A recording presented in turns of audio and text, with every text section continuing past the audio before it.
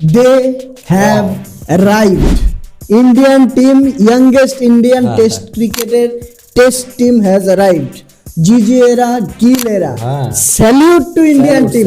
আমি এখানে স্যালিউট না করে থাকতে পারবো না। প্রথম দিন ফার্স্ট ডেতে ইন্ডিয়ার সেকেন্ড হাইয়েস্ট রান, তোর 359 রান করেছে একদিনে, ঠিক আছে?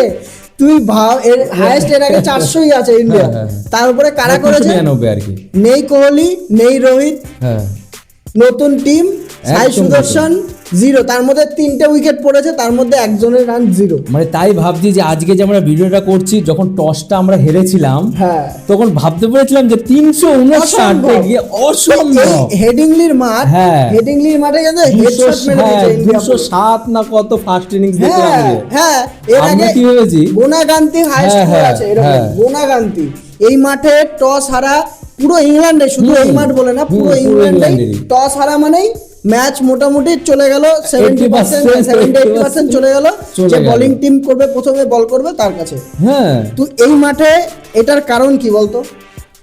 এই যে আজকে যে এরকম দেখতে পারলাম, আমরা তো চিনি এই মাঠে সবথেকে বেশি সুইং হয়, যার জন্য ইন্ডিয়া টিমকে প্রথম ম্যাচে এখানে রেখেছে, যাতে কনফিডেন্স ভেঙে দিতে পারে। এই মাঠে এখন এই সুইং না হওয়ার কারণ হচ্ছে এই বছর ইংল্যান্ডের সামার তাড়াতাড়ি চলে এসেছে।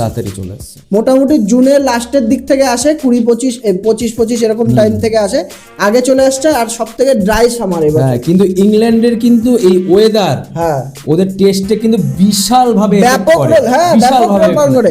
ওয়েদার মেঘলা থাকলে সুইং হয়, ঠিক আছে, ওভারকাস্ট থাকলে সুইং হয়। আর এই বছর হয়নি, পুরো ড্রাই সামার। এই বছর বৃষ্টি হয়নি। যদি বৃষ্টি হতো তাহলে কিন্তু এই পিচ, এই মাঠ কিন্তু খেলাই আলাদা হয়ে যেত পুরোপুরি। তোর এইখানে সবাই বলছিল ডেফিনেটলি বোলিং, সবাই, এখানে আমরাও ভেবেছিলাম অবশ্যই ডেফিনেটলি বোলিং তো করারই কথা। এখানে তুই একটা জিনিস ভাব, শুভমান গিল ক্যাপ্টেন্সি ডেবিউতে 100, এর আগে একজন মেরেছিল, কে বল এর আগে কে মেরেছিল? এর আগে ইন্ডিয়া ছিল তো, তার আগে বিরাট কোহলি 2014-তে 114 রান করেছিল তোর ক্যাপ্টেন্সি ডেবিউতে। তারপরে শুভমান গিল, তুই শুভমান গিলের স্ট্যাটস এর আগে যদি ইংল্যান্ডে দেখিস, টোটাল 4 ম্যাচে 88 রান, আর আজকে 129 রান করে বসে আছে, এখনো নট আউট, এখনো আজকের ডেটে খেলবে, খেলার পরে। আর আমি যার কথা না বললে না, জয়সওয়াল, আমি মানে সিরিয়াসলি মানে জেনারেশনাল ট্যালেন্ট। ওয়েস্ট ইন্ডিজে করলো তোর, ওয়েস্ট ইন্ডিজে ডেবিউ করলো, ডেবিউতে সেঞ্চুরি। অস্ট্রেলিয়া ডেবিউ করলো, ডেবিউতে 171, মনে আছে নিশ্চয়ই, বর্ডার গাভাস্কর ট্রফি। ইংল্যান্ডের মাটিতে ডেবিউ করলো, আজকেও 100। আর আরেকটা জিনিস, এই প্রথম কোন লিডসে কোন বাঁহাতি ওপেনার হিসেবে কিন্তু প্রথম কোন সেঞ্চুরি আসলো লিডসের মাঠে। তাহলে কতটা খফ আছে, কতটা আছে ভাবে এই মাঠটার মধ্যে। তারপরে তো কেএল রাহুলের ক্লাস, মানে ওপেনিং জুটি আজকে স্যালুট। আর পার্টনারশিপ, যার কথা না বললে না, ওটাই প্রথমে আসলো 91 রানে পার্টনারশিপ, তারপরে সাই সুদর্শন টিকলো না, ঠিক আছে, বাটারফ্লাই কাজ করে, আর একটা পরের ম্যাচে এই পরের ইনিংসে লাখো কাজ করে ভাই, যে বলটাতে আউট হয়েছে ওটা ভাই, এটা আর তারপরে দুটো পার্টনারশিপ বল 129, আর এখনো তারপরে 100 কত 35-36 হতো, তারপরে কন্টিনিউ এখনো চলছে। ঋষভ পান্তি চলছে এখানে। ঋষভ পান্তি মানে কি ছেলে, এটা কোথা থেকে এসেছে, কি কোন লেভেলের? আমি তো ভাবছি শুধু টেস্টের জন্যই বেঁচে থাকুক। ঠিক আছে, ভাব শুধু টেস্টই খেলা। তুই এরা ভাব, এইভাবে সেকেন্ড বলে এসে বেন স্টোককে 6 মারছে, 4 মারছে, স্টেপ আউট করে। আর বেন স্টোক দেখেছিস তো গেল কি করে? রিঅ্যাকশনটা ছেড়ে দিল। তাছাড়াও তুই ভাব, কোন বোলারকে কি ছেড়েছে? স্টেপ আউট করছে, 6 মারছে, 4 মারছে, খেলা শেষ হচ্ছে, লাস্ট ওভার তো কি তো 6 স্টেপ আউট করে যে মারছে ভাই, স্যালুট। ক্রিস ওকসের মতো প্লেয়ার, মানে এত এক্সপেরিয়েন্স। আমরা অ্যান্ডারসনকে মারতে দেখেছি, এদেরকে থোড়ি ছেড়ে দেবে ঋষভ পান্ত। দাদাগিরি চলছে, দাদাগিরি। অবশ্যই। আর এটাই দরকার ছিল জিজি এরিয়াতে, এটাই দরকার ছিল। নতুন টিম, এর জন্য গৌতম গম্ভীরকে স্যালুট করতে হবে। 6-7 মাস মোটামুটি হয়ে গেছে, ঠিক আছে।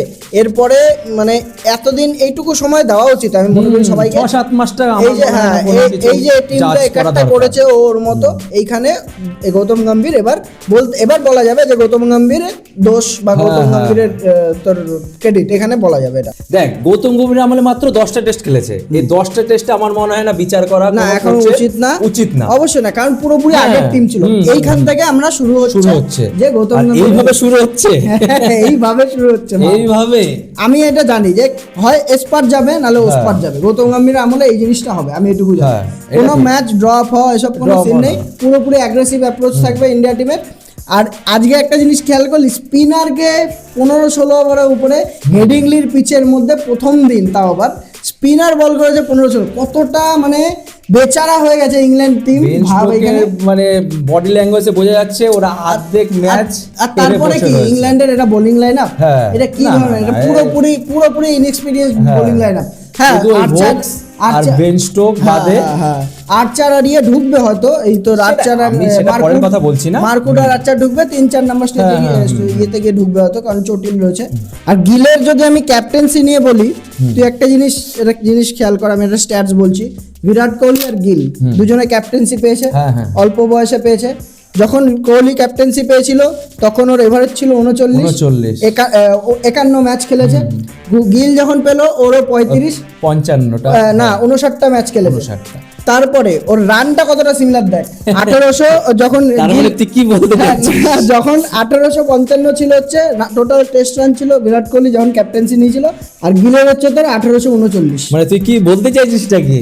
বলতে চাইছি আমি এটাই যে কোহলি একটা যেখান নতুন- থেকে শেষ করেছে, হ্যাঁ, আর 4 গিল নাম্বার সেখান থেকে- প্লেস হ্যাঁ। সেম জায়গায় নতুন একটা চাই, লেজেন্ড, চাই ভাই, নতুন চাই, লেজেন্ড ইন চাই। মেকিং। আমার ভাই, কথা চাই। হচ্ছে এইটাই। টেস্টে ইমপ্যাক্ট তো ফেলার জন্য আমার মনে হয় গিলের এখান থেকে শুরু হলো। অবশ্যই। আর এই যে কনফিডেন্সটা পেলো, এটা কিন্তু কোন রকম ওই যে আমরা আগের ভিডিওতে আলোচনা করেছিলাম এটা, সেঞ্চুরি। যে গিল যদি ক্যাপ্টেনকে যদি সাকসেসফুল হতে হয়, গিল দা ব্যাটারকে পারফর্ম করতে হবে, হ্যাঁ। এটা হচ্ছে মেন ব্যাপার। হ্যাঁ, এই জন্য তো বললাম যে ডেবিউ ম্যাচে ভাই সেঞ্চুরি, তাও নট আউট দিয়ে শেষ করলো। হ্যাঁ, আবার কি। আর ইংল্যান্ডের তো ম্যাচ জেতা তো আমরা হেরেই এসেছি গত কয়েক হ্যাঁ, বছর। 2007-এ গিয়ে সে একটা ম্যাচের সিরিজ হয়েছিল, ওই একটা ম্যাচ জিতেছিলাম 2007-এ, তাও কি দ্রাবিড়ের, হ্যাঁ। হ্যাঁ, আর হেডিংলিতে জিতেছিলাম হচ্ছে 2002-তে। কবে, হ্যাঁ, ও দেখে কবে, লাভ নেই, দেখে লাভ প্রথম নেই। দিনের শেষ 359 রান। হ্যাঁ। আর তাহলে আজকে আবার কত রান, কত মোটামুটি তো- আমার মনে হচ্ছে 500 550 যদি অবশ্যই যত হ্যাঁ, হয়, আমার মতো যত হয় তত করা উচিত, পুরো ভরে দেবে ভরে। পুরো হ্যাঁ না, যত হয় রান করা উচিত, কারণ ইংল্যান্ডের কনফিডেন্সটা ভাঙা দরকার। 500 যদি 500 করতে minimum। পারে তাহলে আর একদম এখান সেফ থেকে জোন, হবে। এখনো সেফ শার্দুল জোন। ঠাকুর আছে, এখনো করুণ নায়ার আছে, হ্যাঁ। এখন হচ্ছে তোর জাদেজা আছে, শার্দুল ঠাকুর আছে। হ্যাঁ, হয়ে যাবে আশা করি, দেখা যাক, কি বলা যায় না। না, এই হ্যাঁ, দিকটা তো একটা রয়েছে এখনো। এক্সপেকটেশন থাকা দরকার। 500 মানে একটা সেফ জোনে ভারত হ্যাঁ তো চলে গেল, অবশ্যই ঠিক আছে? অবশ্যই। আর থার্ড ইনিংস আর ফোর্থ ইনিংসে পিচ অন্যরকমই হবে। হ্যাঁ, তুই দেখে আর নিস। এরপরে আরো ভাঙবেই pitch। হ্যাঁ, অবশ্যই এরপরে ভাঙবে, ভাঙবে। আর ভাঙবে অবশ্যই। আর ওদিকে বুমরা ও, আর wow. প্রাসিদ কৃষ্ণা। আয় আয় আয় তো দেখা যাক কি হয়। AFL হ্যাঁ, এরপরে দেখা যাক কি হয়। আপনারাও আমাদের সাথে থাকবেন, হ্যাঁ। আমরা আপডেট দিতে থাকবো আপনাদের। অবশ্যই। তো এই ছিল আজকে ফার্স্ট ডে ইংল্যান্ড ভার্সেস ইন্ডিয়ার ফার্স্ট ডে রিভিউ। তো আপনাদের না, ভিডিও ভালো দর্শকরা কি লাগলে টেস্ট নিয়ে কোনো কি না, এক্সাইটমেন্ট নেই? অবশ্যই না, ঋষভ হ্যাঁ? পান্থ না, হ্যাঁ, ঋষভ পান্থ এখনো ঋষভ বাকি পান্থ, আছে। বুমরা না, শুভমন গিলে না, এখন ওদের আরো- জন্য প্লিজ এখন টেস্টটাকে আরো- অন্তত হ্যাঁ, ফলো করা দরকার। এখন আরো ইন্টারেস্ট বাড়বে টেস্ট কি ক্রিকেটের বলতো, প্রতি। টেস্টের মতন বিউটি হ্যাঁ। কিচ্ছু নেই। যারা জানে বেস্ট, তারা জানে। সত্যি তাই। তো পরে আমরা আবার ভিডিও নিয়ে আসবো এটার আপডেট নিয়ে। এই ভিডিওটা ভালো লেগে থাকলে অবশ্যই লাইক করুন, বন্ধুদের সঙ্গে শেয়ার করে দেবেন, চ্যানেলটিকেও সাবস্ক্রাইব করুন। দেখা হচ্ছে আপনাদের পরের ভিডিওতে। বাই।